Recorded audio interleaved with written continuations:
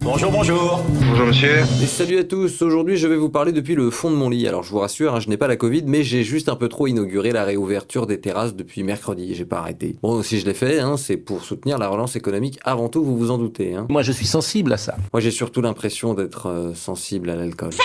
Bon allez, pour commencer, direction les Pays-Bas et plus précisément au nord d'Amsterdam où a eu lieu un braquage spectaculaire mercredi.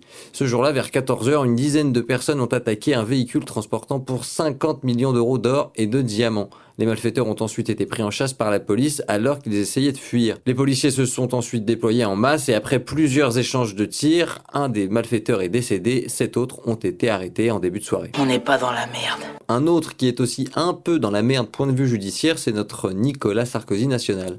Le procès pour l'affaire Big Malion s'est ouvert jeudi et l'ancien président est jugé pour des dépenses excessives durant sa campagne de 2012. Saloperie, je te foutrais tout ça en prison, moi. Parfaitement, pas de pitié, allez en prison. Le procès doit durer jusqu'au 22 juin.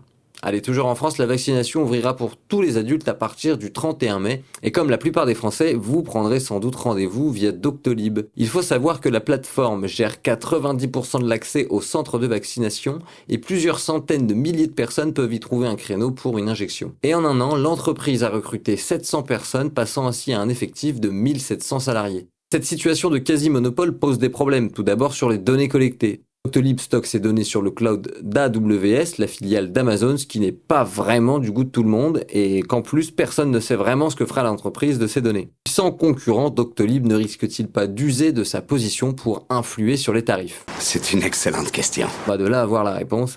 Bon allez, pour changer, pourquoi pas ne pas terminer sur une note footballistique avec le retour de Karim Benzema en équipe de France. Alors moi, personnellement, sachez que... J'en ai rien à foutre de votre bonheur, rien à foutre. Mais la réaction de ce supporter, elle, m'a beaucoup plu. Merci Jésus pour le retour de Benzema dans l'équipe de France. Voilà, les Didier Deschamps, il faut qu'il pardonne. On est d'accord, Benzema, il a eu des choses. Mais le gars, il joue quand même, Il marque là, il a reçu des trophées. Et voilà, bonjour, c'est terminé. À très vite pour plus d'informations. Et d'ici là, portez-vous bien. Moi, je vous dis...